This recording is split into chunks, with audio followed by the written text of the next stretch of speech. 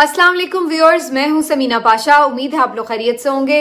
Viewers, कुछ अहम खबरें और अपडेट्स लेकर इस व्लॉग में आपके सामने हाजिर हैं जनाब। आपको बताएंगे कि वफाकी कैबिनेट ने हल्फ उठा लिया है और इस कैबिनेट के हल्फ उठाने से कौन सी बात जो है वो सच साबित हुई है, जो इससे पहले सब लोग मेंशन कर रहे थे, कह रहे थे। इसके ऊपर बात करेंगे। असद अली तूर साहब की गिरफ्तारी के ऊपर एक शख्स बड़ा हैरान हुआ है और उनको बड़ी तशवीश भी हुई है।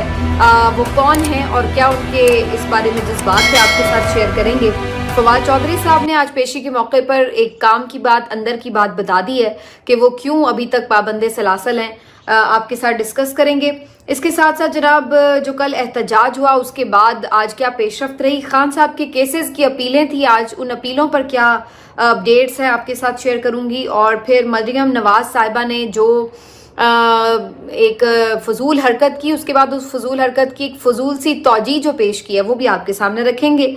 और आसिफ जरदारी साहब ने आसिफा भुट्टो को खातून अव्वल जो है वो नामजद कर दिया है, तो इसके ऊपर भी थोड़ी बात करेंगे। तो काफी कुछ है जी इस व्लॉग में। आपसे रिक्वेस्ट है कि चैनल को सब्सक्राइब कर लें अगर अभी तक सब्सक्राइब नहीं किया। बात का आगाज यहाँ से कर लेते हैं जी। फेडरल कैबिनेट ने हलफ उठा लिया है और वैसे तो आप लोगों को कोई इंटरेस्ट नहीं होता इस तरह की खबर से, जब मैं देखती हूँ अक्सर आपके कमेंट्स, लेकिन बहरहाल चाहे फॉर्म 47 वाली ही सही, चाहे इस्टेब्लिशमेंट वाली ही सही, चाहे आप इसको जो मर्जी कह लें, लेकिन ये एक कैबिनेट है और इस कैबिनेट में पीपल्स पार्टी वालों ने शिरकत नहीं की है। उनका कोई वजीर नहीं था आज, और PMLN के लोग थे और या फिर उनके लोग थे। और इंटरेस्टिंगली जो बात मैंने शुरू में की कि कौन वो लोग हैं जिनके बारे में एक बात आज सच साबित हुई, तो वो थे निगरान लोग। निगरानों की जो हुकूमत थी उसके ऊपर मुसलसल ये तनकीद हो रही थी और हम भी ये बड़े खुले अल्फाज में कह रहे थे कि ये बेसिकली इस्टेब्लिशमेंट और नून लीग की ही एक पसंदीदा निगरान हुकूमत है। ये कहीं से कतई तौर पर गैर जानिबदार भी नहीं है और ये किसी तौर भी ऐसी निगरान हुकूमत नहीं है जो गैर सियासी हो। ये निगरान हुकूमत इंतहाई सियासी और नून लीग और इस्टेब्लिशमेंट के ही गठजोड़ से बनी हुई निगरान हुकूमत थी और इनका मकसद वाहिद ये था कि PTI को कुचला जाए और PMLN के लिए एक ऐसी फील्ड मुहैया की जा सके जिसमें वो बाआसानी इलेक्शन जीतने के काबिल हो सकें। अगर जो उन्होंने इस मकसद को अचीव करने के लिए बिल्कुल कोई कसर नहीं उठा रखी थी और हर तरह का जुल्म, जबर, लाकानूनियत का उन्होंने प्रचार भी किया, उसका इजहार भी किया, लेकिन इसके बावजूद ये अलग बात है कि वो इस मकसद में फेल हुए और PMLN अवाम के अंदर वो मकबूलियत हासिल नहीं कर सकी और बुरी तरह से इलेक्शन में मुस्तरद कर दी गई। फिर उसके बाद जो जादू जगाया गया 47 फॉर्म के थ्रू वो आप सबको मालूम है, और उसके बाद फिर जिस तरह जबरदस्ती इनकी हुकूमत मुसल्लत की गई है, अब वो सब कहानियां सबके मुंह पर हैं। अब इस जो निगरान हुकूमत थी इसके बारे में पहले भी किसी को कोई शक नहीं था, अब और इस शक को यकीन में बदल दिया गया है, क्योंकि ये सारे जो निगरान थे, ये सारे निगरान अब आपको मुख्तलिफ ओहदों पर दोबारा से नजर आ रहे हैं। तो इसी से पता चल जाता है कि ये किस एजेंडे पर थे। सरफराज बुगटी साहब जो कि निगरान वजीर दाखिला थे, आज वजीर आला बलूचिस्तान बन बैठे हैं। वजीर आला के जो निगरान थे यानी मोहसिन नकवी साहब पंजाब के, वो आज वफाकी वजीर दाखिला बन बैठे हैं। आहद चीमा साहब निगरान कैबिनेट में थे, वो दोबारा से आज हलफ उठाने वालों में शामिल हैं। फवाद साहब का भी इसी तरह से सुन रहे हैं। इसके साथ साथ जनाब और बहुत सारे जो निगरान लोग थे उनको इधर उधर तैनात कर दिया गया है, एडजस्टमेंट्स हो रही हैं, तो उनको फुल उनकी जो आप कह लें कि नवाजिशात हैं वो अदा की जा रही हैं, उनके साथ पूरा जो है ताउन भी किया जा रहा है। तो ये एक बात तो सच साबित हो गई कि ये निगरान नहीं थे, ये बुनियादी तौर पर एक एजेंडे के ऊपर आए हुए लोग थे और अब इन्होंने चूंकि खिदमत अच्छे तरीके से की तो इनको अब नवाजा जा रहा है। अब ये क्या कौम के लिए करेंगे, सबको पता है ये एक हाइब्रिड किस्म का मॉडल है। असल ताकत वहीं रहेगी जहां है, और इस बारे में नजम सेठी साहब हों या सुहेल वड़ाई साहब हों, सबका आप तज्जिया सुन लें और वो खुद आपको बता रहे हैं कि ताकत का मरकज कहाँ रहेगा। और ये जो कठपुतली वजीर आजम होंगे, कठपुतली कैबिनेट होगी, ये जो है सिर्फ गालियां खाने के लिए अवाम के, ये इनके चेहरे सामने होंगे। मैं कल भी देख रही थी मुख्तलिफ चैनल्स के ऊपर, ये जो कल सारा दिन एहतजाज के ऊपर पंजाब पुलिस ने एक जुल्म और जबर का बाजार गर्म कर रखा था, तो मुसद्दिक मलिक साहब को मैं शहजाद इकबाल के तरस आ रहा था, क्योंकि इन लोगों के पास कहने के लिए कुछ था नहीं कि ये किस तरह इन तमाम हथकंडों को जो है वो जस्टिफाई करें। तो ये लोग बेचारे एवं जलील हो रहे हैं जाके मुख्तलिफ शोज में।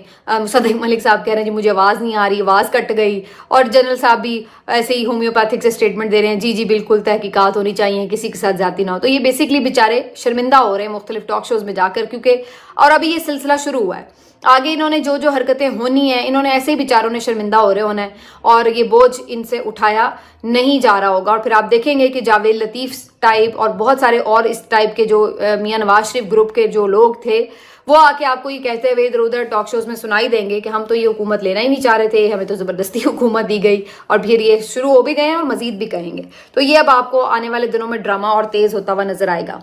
अब आ जाते हैं जिस बात के ऊपर कि काजी फायज ईसा साहब इस सारे हंगाम में क्या कर रहे हैं। काजी फायज ईसा साहब के ऊपर आज बस यही कहा जा सकता है कि इस सादगी पे कौन ना मर जाए या खुदा, या फिर आप ये कह लें कि जाने ना जाने गुल ही ना जाने बाग तो सारा जाने है, जो भी आप इसके ऊपर शेर फिट कर लें। कुछ यूं है किस्सा के जनाब सहाफियों को हरासा करने का जो एक 3 साल पुराना कोई केस था, उसकी आज समाअत हो रही थी, और इस केस में भी असद तूर, अबसार आलम और एक और कौन से कोई सहाफ़ी मतीउल्लाह जान, इन तीनों सहाफ़ियों के ऊपर जो स्टेट की तरफ से उस वक्त मसले मसाइल हुए थे, उसके ऊपर ये हियरिंग चल रही थी। तो इसके ऊपर अचानक से असद तूर साहब का जब जिक्र आया तो चीफ जस्टिस साहब ने हैरानी से पूछा कि वो कहाँ हैं। तो उन्हें बताया गया कि वो तो गिरफ्तार हैं, जेल में हैं। तो उन्होंने कहा हैं, वो क्यों गिरफ्तार हैं? तो अब इसके ऊपर फिर मैंने इसलिए कहा ना कि वही शेर आप कह सकते हैं कि जाने ना जाने गुल ही ना जाने बाग तो जाना सारा जाने हैं।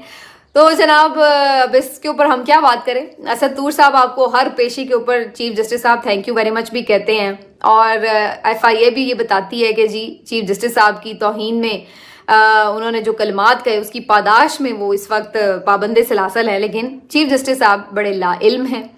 और चीफ जस्टिस साहब ने आज FIA की खिंचाई भी की, IG इस्लामाबाद की भी खिंचाई की, और कहा कि बेंच कराई थी आज रजिस्ट्रार सुप्रीम कोर्ट ने कराई थी, किसने कराई थी? आपने अपनी मर्जी से कैसे किसी सहाफ़ी को जो है उठा के उसके ऊपर ये केस बना दिया और उसको फिर गिरफ्तार भी कर लिया। तो आज अचानक से अब उन्होंने एक बिल्कुल अपना सॉफ्ट इमेज जो है वो दिखाया है कि जी अब वो इस सारे केस को देखेंगे।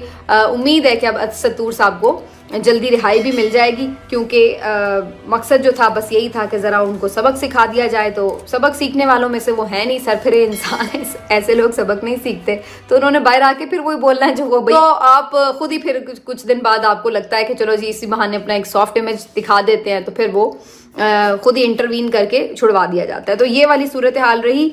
और उसके बाद जनाब अब बात कर लेते हैं जी फवाद चौधरी साहब ने आज पेशी के मौके के ऊपर एक बात की बड़ी इंपॉर्टेंट। उन्होंने कहा कि जी ये केसेस तो सारे ऐसे ही हैं और ये ख़त्म भी हो जाएंगे तो सज़ा तो जारी रहेगी, और ये और केसेस बन जाएंगे जब तक के ये वाले केसेस ख़त्म होंगे, क्योंकि वजह ये केसेस नहीं है, ये केसेस असल वजह नहीं है। हमें भी ऑफर की गई थी कि फॉर्म 47 से आपको भी जितवा दिया जाएगा, वजारत तक भी ऑफर की गई, लेकिन वो हमारा रास्ता नहीं था, इसीलिए हम जेल में पड़े हुए हैं।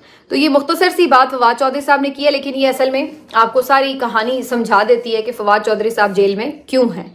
तो बुनियादी तौर पर उनके ऊपर यही दबाव था कि खान साहब को छोड़कर, PTI को छोड़कर दूसरी किसी जमात में शमूलियत इख्तियार कर लें, और उसके बाद PTI और किसी भी और यानी इमरान खान साहब और इन सब की शख्सियत के ऊपर किरदार कशी भी करें, और फिर इनको इसके बदले में मरात और नवाजा भी जाएगा। लेकिन फवाद चौधरी साहब जो हैं उन्होंने ये बात मुनासिब नहीं समझी, तो उन्होंने इस चीज़ के एवज जो है अब 3-4 महीने हो गए उनको जेल में हैं, लेकिन अब वो कितनी देर जेल में रहेंगे, ये वही सूरत हाल है कि जब बाकी PTI के लोग छूटेंगे तो शायद उस वक्त उनकी जान छूटे। अब उनके ऊपर मुकदमात की तादाद कोई 30-35 हो गई है, और उन्होंने कहा है कि अब लगभग 9 मई में भी नामजद कर दिया जाएगा। हालांकि इस 9 मई की वो पहले से ही मजम्मत करके उस वक्त फौरी उन्होंने एक मैसेज भी कर दिया था कि वो क्विट कर रहे हैं सियासत, लेकिन फिर उसके बाद इवेंचुअली उनकी जान नहीं छूटी। और चीज़ें फिर ये कि उन्होंने भी फिर पूरी तरह दिल से PTI छोड़ी नहीं थी, तो लिहाजा उनको अब इसकी पादाश में सजा भुगतनी पड़ रही है। तो ये थी जी फवाद चौधरी साहब की अभी तक की कहानी। अब आ जाते हैं, आपको बताएं कि मुख्तलिफ जो शहरों में एहतजाज हुआ, इसके ऊपर मजीद दफात के तहत, दहशत गर्दी की दफात के तहत मुकदमात दर्ज कर लिए गए PTI के मुख्तलिफ रहनुमाओं के खिलाफ। और कल जो लोग पकड़े गए थे उनमें से काफ़ी सारे तो आज रिहा कर दिए गए हैं, और कुछ अभी भी पकड़े हुए हैं, और दहशत गर्दी की दफात उन पर लगा दी गई हैं। इनमें जो हाफिज फरद अब्बास हैं जो कि रुकने सूबाई असेंबली हैं वो भी शामिल हैं और उनको हथकड़ियां लगाकर मुझे पता चला है कि पेश किया गया है। इसी तरीके से जो अपने और यहाँ पर पीटीआई के बहुत सारे लोग हैं जो इनके कारकुनान वगैरह, उनको भी इसी तरीके से दहशतगर्दी की दफात लगाकर जो है वो पकड़कर बंद किया गया है। तो अब इसके ऊपर जाहिर है बेचारे कर लेंगे, लेकिन अब मैंने अंदाजा ये लगाया कि लोग अब डर नहीं रहे।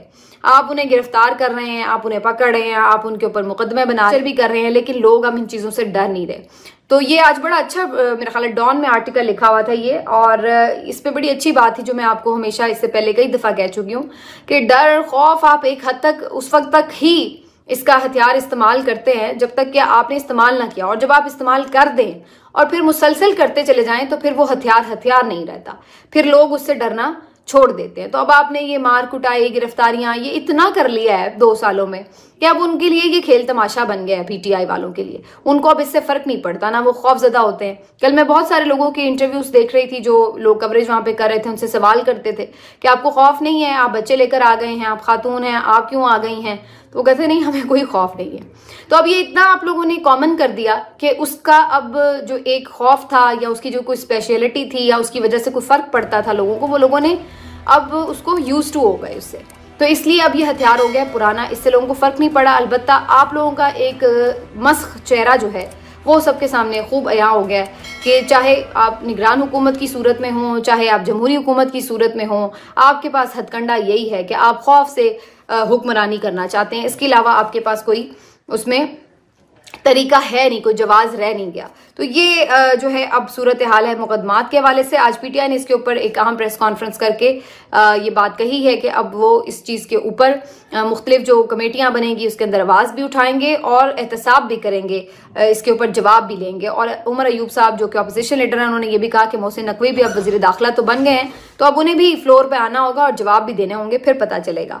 तो अब देखते हैं जी आने वाले दिनों में क्या होता है इस सिलसिले में। अब जरा मैं आपको फटाफट बता दूं खान साहब के केसेस की अपडेट्स। खान साहब के केसेस में आज 3 मुख्तलिफ केसेस में उनकी अपीलों पर समाअत थी। इद्दत केस में सबसे पहले समाअत होनी थी सेशन कोर्ट में, लेकिन वहां पर सूरत हाल ये बनी कि खावर मानिका साहब पेश हुए और उन्होंने कहा कि उनके वकील फिलहाल नहीं है कोई, और इसलिए केस की समाअत को मुलतवी किया जाए। तो यहाँ पर पीटीआई की वकला की तरफ से यह एतराज भी किया गया कि जब सजा देनी थी खान साहब को तो 12-12 बजे तक केस की समाअत हुई और प्रॉपर केस ट्रायल भी नहीं हुआ और मौका भी नहीं मिला किसी तरह का कि वो भी अपने गवाह पेश करते या जरा करते, और आपने सजाएं सुना दी। और अब जब आपको यहाँ पर बुलाया जा रहा है तो आप अब बहाने बना रहे हैं कि जी वकील नहीं है, ये नहीं है, वो नहीं है। पिछली दफा भी इसी तरह समाअत बगैर किसी कार्रवाई के मुलतवी हो गई थी। तो फिर आज जब मुलतवी करने लगे जज साहब तो इमरान खान साहब की वकला की तरफ से ये इस्तदा की गई थी कि इसी हफ्ते की कोई और डेट दे दी जाए ताकि जल्दी इस अपील के ऊपर सजा मुअत्तल हो। लेकिन जज साहब ने कहा कि भाई मैं तो रोस्टर के अकॉर्डिंग ही दूंगा, तो फिलहाल तो उन्होंने फिर इस हफ्ते की डेट नहीं दी है। तो ये वाले केस में तो कोई पेशरफ्त नहीं हुई। अब आ जाते हैं साइफर केस। साइफर केस के ऊपर एक बड़ी इंपॉर्टेंट पेशरफ्त हुई है।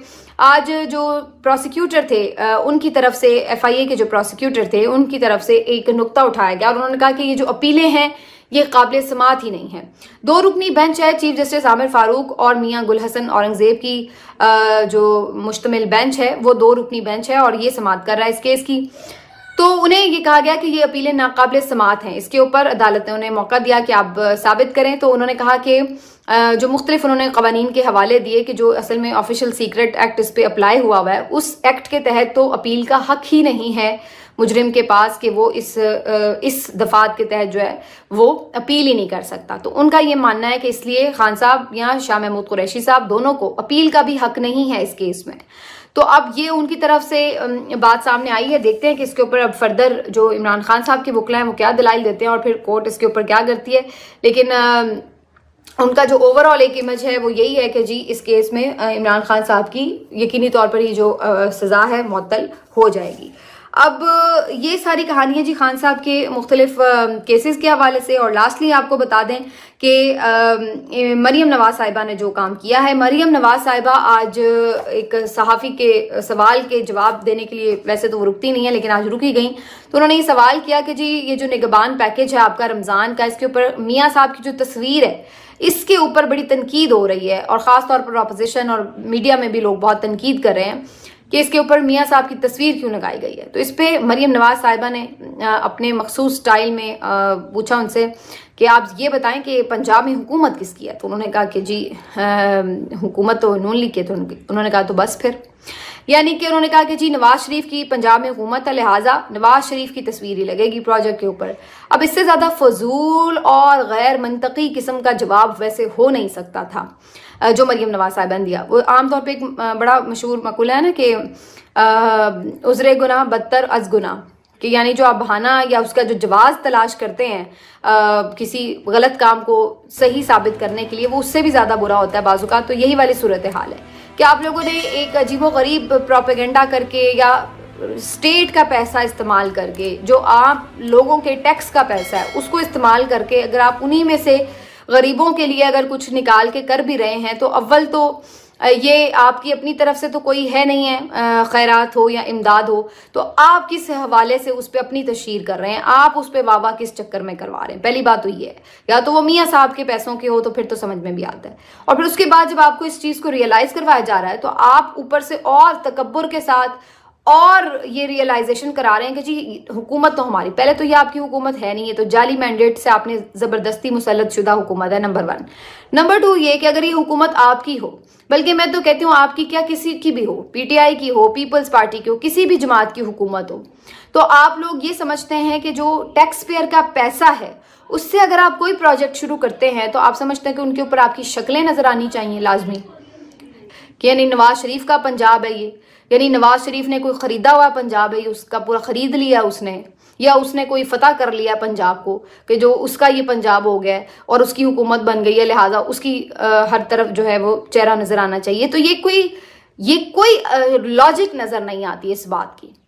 हाँ, अगर आपका कोई पर्सनल एफर्ट है या कोई आपका ऐसा काम है जिसमें अपनी है, फिर भी समझ में आता है। वैसे तो मैं समझती हूँ कि अगर कोई नेक काम कर ही रहा हो बंदा तो उसको तशहीर करने की जरूरत क्या है, लेकिन चलिए अगर for the sake of argument हम मान भी लें कि आप बाज़ औक़ात तरगीब के लिए भी लोगों को बताते हैं कि भाई इस तरह अच्छा काम हो रहा है ताकि लोग भी उस पर तरगीब हासिल करें, तो उस सूरत में भी अगर तो आपका अपना ज़ाती पैसा है तो चलें समझ में आ रहा है कि आप लगाएं, उसके ऊपर तस्वीर लगा लें, नाम लगा लें, कुछ भी आप कर रहे हैं। जब आप स्टेट के पैसा स्टेट पे ही इस्तेमाल कर रहे हैं तो आप उसमें किस चक्कर में अपनी तस्वीर लगा रहे हैं, और उसको ऊपर से आप इतनी तकब्बुर और रऊनत से जवाब दे रहे हैं कि जैसे ये आपका हक है या जैसे ये आपका कोई कमाल है।